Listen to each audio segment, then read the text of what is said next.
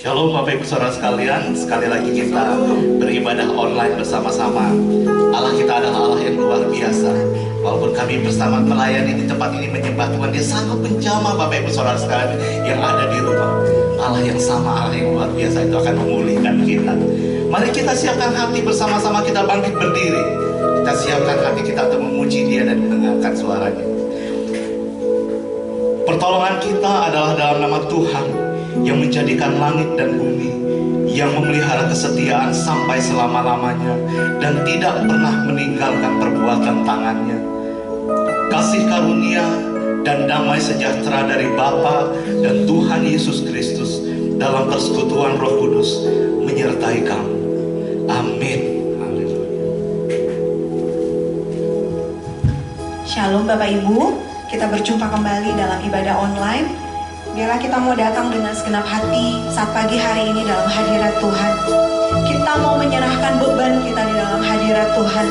Kita mau datang dengan ucapan syukur. Kita mau katakan, kami mau sujud Tuhan di hadapan-Mu Tuhan. Kami mau meletakkan beban kami, karena kami percaya Tuhan ada pemulihan yang terjadi ketika kami mau berserah, ketika kami mau meletakkan Tuhan beban kami dalam hadirat-Mu Tuhan. Terima kasih Tuhan Yesus. Kita mau naikkan pujian ini sama-sama.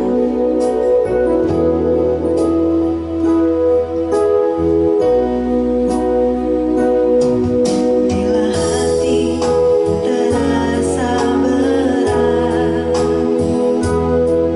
tak seorang pun mengerti bebanku. Ku tanya Yesus, apa yang harus ku buat? Dia berfirman, mari datanglah. Dia berfirman, mari datanglah. Dia yang selalu Yang selalu pedulikan aku. Ku datang Yesus, Dia pikul segala bebanku. sujud di altarnya, di hadapan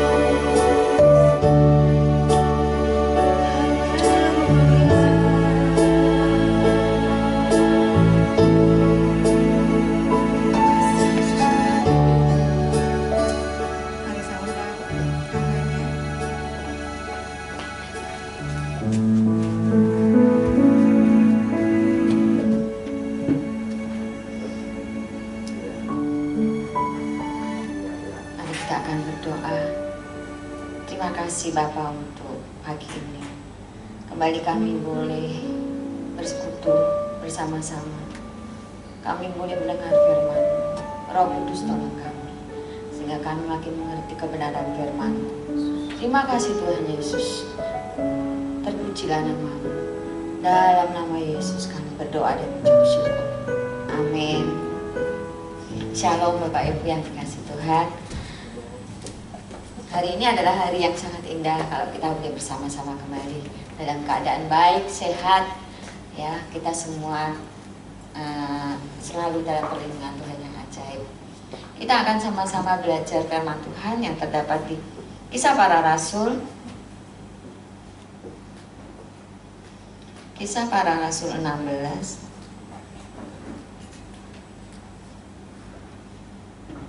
Ayat yang ke-13 sampai 15.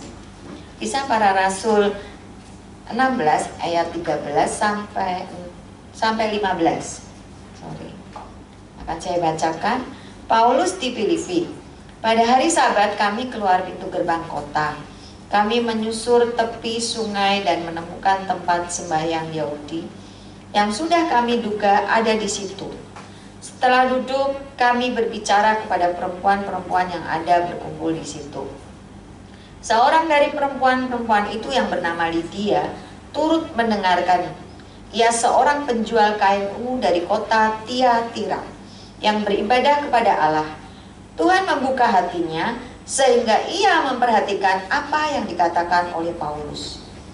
Sesudah ia dibaptis bersama-sama dengan seisi rumahnya, ia mengajak kami, katanya, jika kamu berpendapat bahwa aku sungguh-sungguh percaya kepada Tuhan, marilah menumpang di rumahku. Ia mendesak sampai kami menerimanya. Bapak Ibu yang dikasih Tuhan, di sini di cerita firman Tuhan ini mengatakan bahwa Paulus pada hari Sabat itu pergi ke tempat sembahyangnya orang-orang Yahudi. Nah, lalu dia duduk di situ dan berbicara kepada perempuan-perempuan yang ada berkumpul di situ, ya. Di situ di ayat yang ke-14 dikatakan seorang perempuan itu bernama Lydia turut mendengarkan. Ya, seorang penjual kain, ya, dari kota Tiatira. Nah, Bapak Ibu yang dikasih Tuhan, ketika Paulus dan Silas sampai di kota Filipi, dia itu bersaksi tentang Tuhan Yesus. Dia bercerita siapa sih Tuhan Yesus itu. Tuhan Yesus adalah juru selamat. Dia bercerita tentang bahwa Tuhan Yesus itu adalah Allah satu-satunya, ya. Paulus dan Silas itu menginjil di situ. Nah, waktu dia bercerita tentang Tuhan Yesus, ada seorang wanita bernama Ibu Lydia. Seorang wanita, dia ini seorang pedagang penjual kain ungu. Nah, pastinya dia itu seorang yang kaya raya, ya. Dia mau mendengarkan. Di ayat yang ke-13 itu dikatakan bahwa waktu Paulus cerita tentang Tuhan Yesus, ya, Bu Lydia ini, wanita Lydia ini mendengarkan di ayat yang ke-14, ya. Dia mendengarkan tentang siapa itu Yesus, dan akhirnya dia meresponi apa yang Paulus ceritakan. Dia menerima Injil. Dia yang hanya setiap kali itu datang beribadah, berdoa, tapi dia tidak mengenal Tuhan Yesus. Nah, setelah Paulus menginjil, setelah Paulus bercerita tentang Tuhan Yesus, Ibu Lydia ini menerima Tuhan Yesus. Yang pertama di sini saya catat, ya, di bagian 3 ayat ini, seorang wanita yang bernama Lydia itu membuka hatinya, ya. Bapak Ibu yang dikasih Tuhan, hati itu adalah pusat kehendak manusia, ya. Hati itu bisa keras, ya.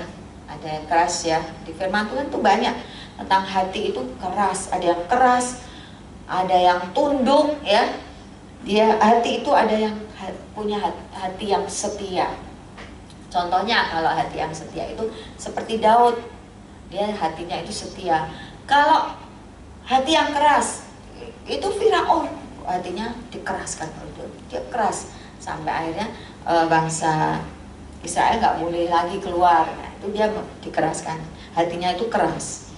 Nah, Bapak Ibu yang dikasih Tuhan, ketika wanita Lydia ini membuka hatinya, dia meresponi apa yang dia dengar, apa yang dia dapat dari Paulus. Waktu itu Paulus cerita tentang Yesus, akhirnya dia membuka hati.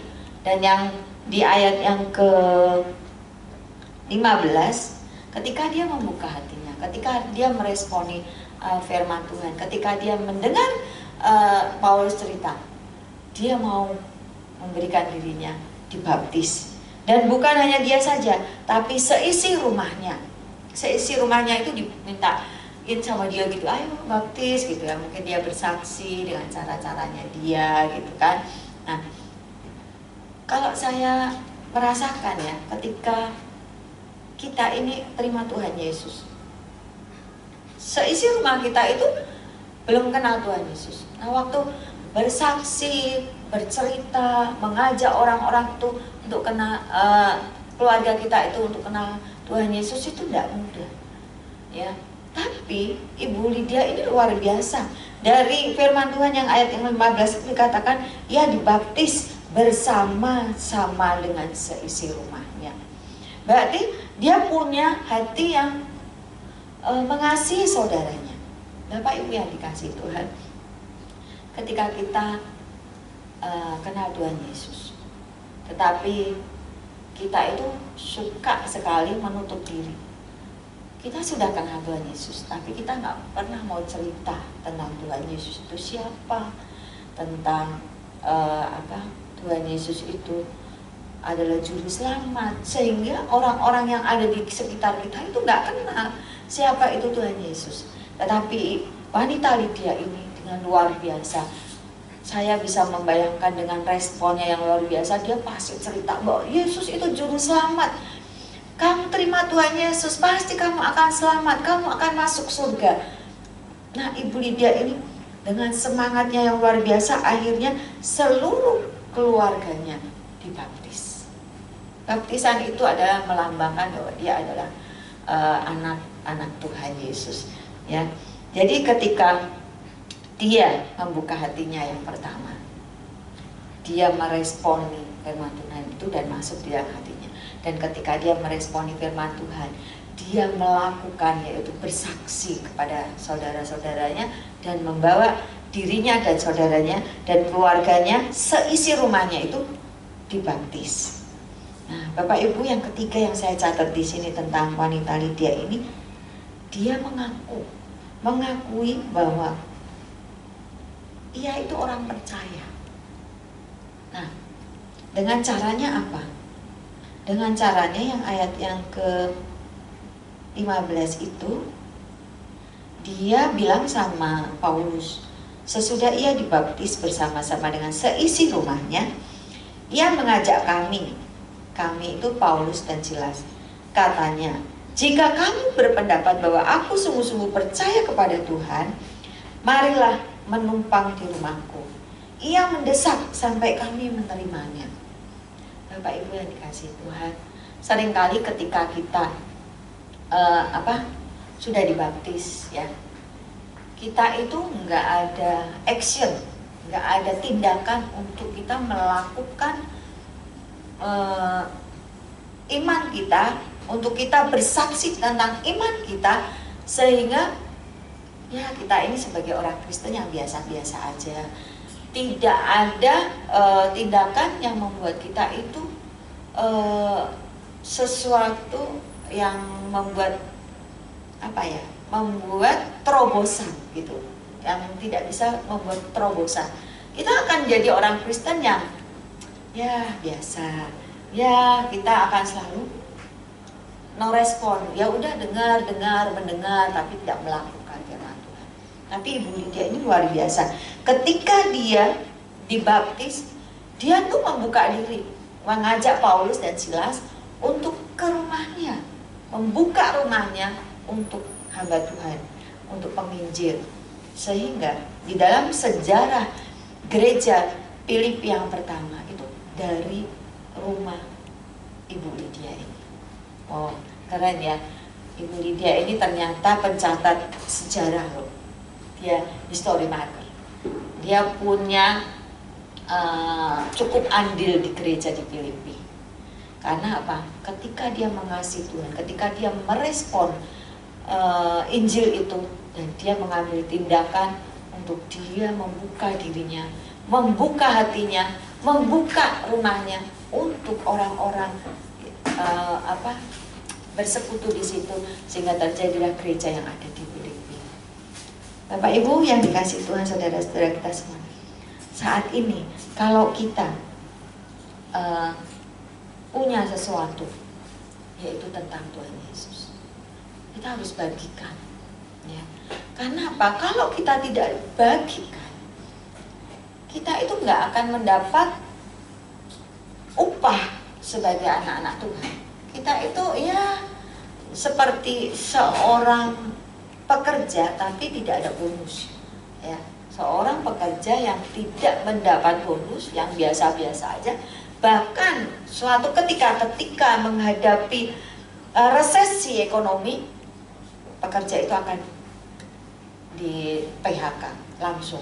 Tapi ketika ada seorang pekerja yang dia benar-benar melakukan hal-hal yang terbaik di dalam pekerjaannya, pasti dong majikannya atau bosnya ini mikir-mikir, kalau mau di PHK, wah dia ini luar biasa, karyawanku yang luar biasa yang harus aku pertahankan, karena kalau nggak ada dia, perusahaan ini akan jatuh, perusahaan ini nggak akan maju. Nah, seperti itu. Kalau kita sebagai seorang pekerja, kita harus benar-benar melakukan yang terbaik. Ya, kalau kita sebagai anak-anak Tuhan, kita juga harus melakukan yang terbaik. Jangan karena melakukan hal-hal mendengar cerita sedikit yang agak sensitif, tersinggung. Mendengar hal-hal yang menyakitin sedikit, ngambek, nggak ibadah, nggak pelayanan, nggak mau bicara dengan orang tua kita, nggak mau bicara dengan anak kita, nggak mau bicara dengan teman kita. Itu bukan sesuatu yang luar biasa. Sebagai anak Tuhan, kita harus meresponi firman Tuhan itu, dan kita harus melakukannya. Kalau firman Tuhan mengatakan kasihlah musuhmu, ya kita harus mengasihi. Kita bukan sebagai anak Tuhan yang mental kita itu gampang banget untuk roboh. Tapi kita harus menjadi anak-anak Tuhan yang bermental kuat, sehingga tubuh kita, baik kita ini yang adalah rumah Tuhan ini akan kokoh ketika hantaman, terjangan, keadaan resesi dimanapun berada, kita tetap kuat. Kita akan menjadi orang-orang yang luar biasa, yang menjadi kesukaan Tuhan. Kalau tadi kita bicara memuji Tuhan tentang bejana, ya. Seorang Ibu Lydia ini, dia adalah seorang yang kaya raya, boleh dikatakan. Dia penjual kain ungu. Kain ungu zaman saat itu orang-orang Yahudi itu adalah kain yang mahal. Dia pasti orang kaya. Tetapi dengan kekayaannya itu, dia membuka hatinya. Dia mau melakukan yang terbaik buat Tuhan. Jadi responnya, hatinya itu diubah menjadi hati yang lembut. Ya. Hatinya Ibu Lydia ini diubah, membuka hatinya untuk Tuhan masuk, untuk Tuhan memulihkan hidupnya, untuk Tuhan bekerja di dalam hidupnya, sehingga boleh dikatakan Ibu Lydia ini menjadi bejana yang sangat indah, yang dipakai untuk Tuhan, untuk kemuliaan bagi nama Tuhan. Bapak Ibu, memang gak mudah untuk menjadi bejana yang indah, karena perlu proses yang harus dihancurkan, yang harus dibakar sampai hancur nih kekerasan hati kita, sampai kita benar-benar hidup kita dipulihkan oleh Tuhan, sampai kita benar-benar mengerti rencana Tuhan yang luar biasa dalam hidup kita. Bukan kita hanya orang-orang Kristen yang biasa datang ibadah, dengar ibadah online, wah bagus selesai, sudah, bukan seperti itu. Tapi kita menjadi bejana yang dipakai untuk kemuliaan nama Tuhan. Bejana itu bukan hanya sekedar dilihat indah, enggak, tapi bisa dipakai. Itu yang penting. Bapak Ibu yang dikasih Tuhan, memang enggak mudah menjadi seperti Ibu Lydia dengan kekayaannya. Orang kaya itu biasanya merasa dirinya kaya, jadi dia merasa apa ya, beda gitu. Tapi kalau orang kaya yang sudah diubahkan seperti Ibu Lydia, dia mempunyai hati yang lembut, hati yang humble, pasti setiap kita akan menjadi bejana yang indah. Bapak Ibu yang dikasih Tuhan, pada pagi ini kita sudah mendengar tentang Ibu Lydia, seorang wanita yang kaya raya, yang penjual kain ungu, tetapi dipakai Tuhan luar biasa sehingga menjadi sejarah gereja di Filipi. Itu adalah Ibu Lydia yang berperan besar dalam hal ini. Karena itu Bapak Ibu yang dikasih Tuhan, ayo kita berubah. Hati kita harus kita ubah.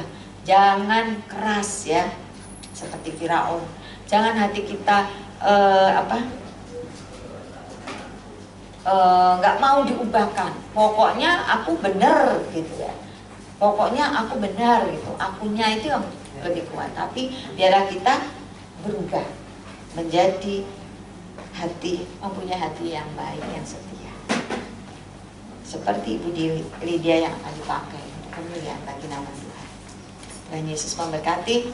Mari kita akan sama-sama berdoa.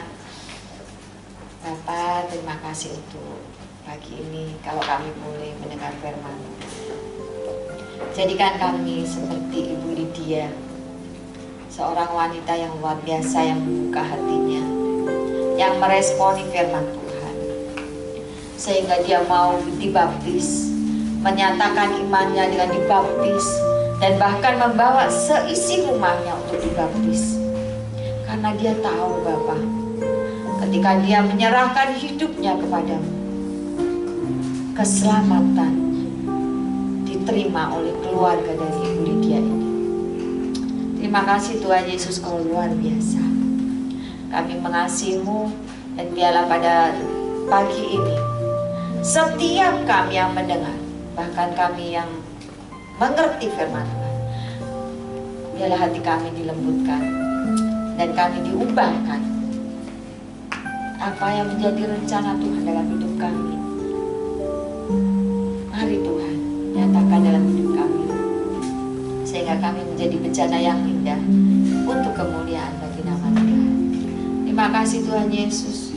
Pada pagi ini kami menyerahkan setiap jemaat-Mu, setiap kami yang sakit, Tuhan jamah, Tuhan sembuhkan.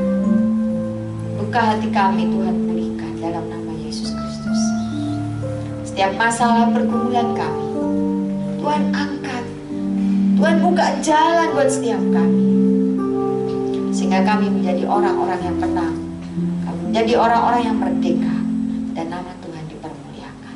Terima kasih ya Bapa, terima kasih. Kami menyerahkan doa kami dalam nama Tuhan kami Yesus Kristus. Amin.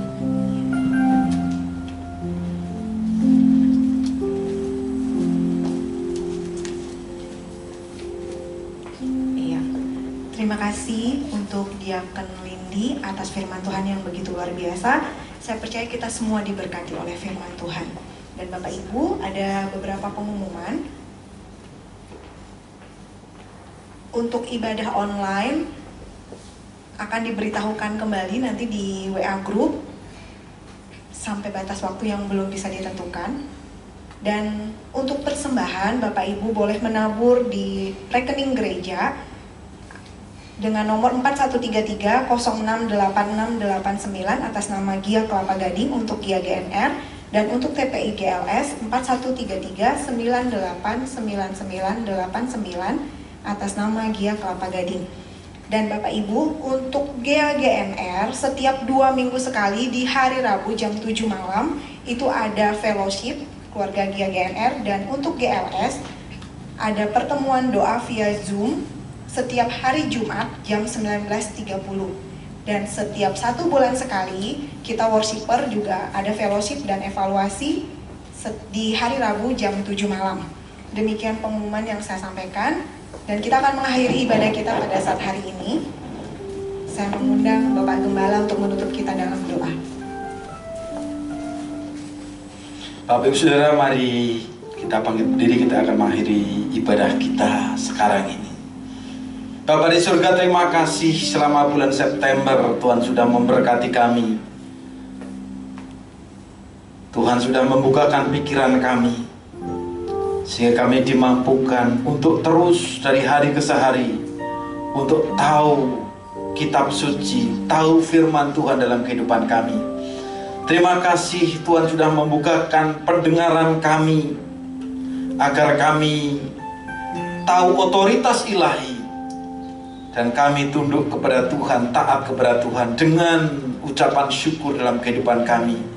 Terima kasih Tuhan sudah membukakan mata rohani kami, sehingga kami mampu bersaksi tentang kebaikan Tuhan, rencana Tuhan.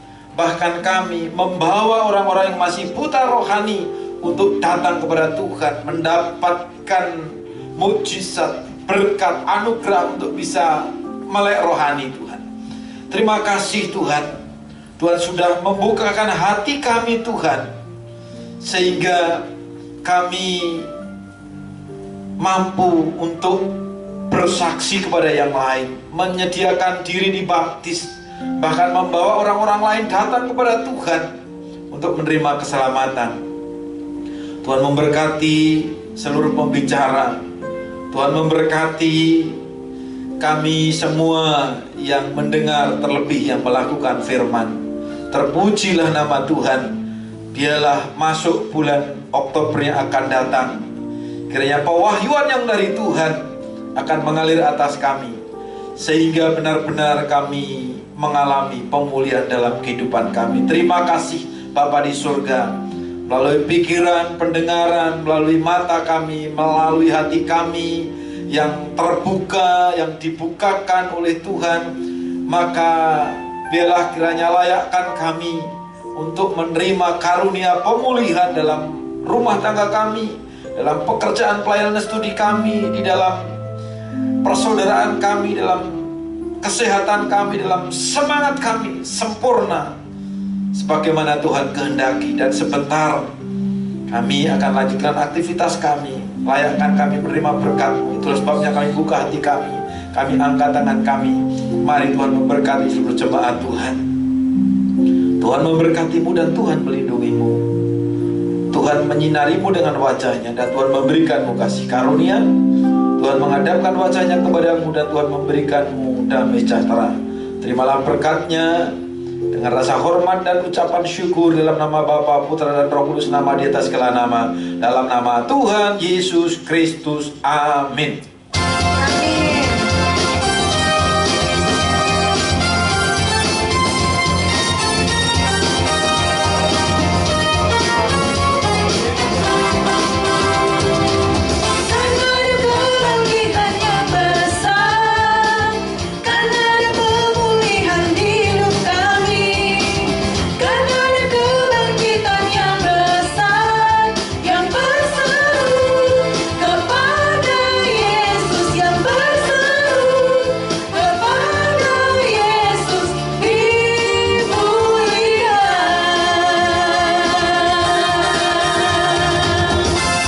Amin. Ibadah telah selesai. Silakan bersaat teduh sejenak.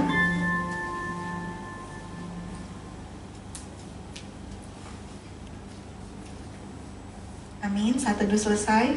Tuhan Yesus memberkati. Sampai bertemu minggu depan di dalam ibadah.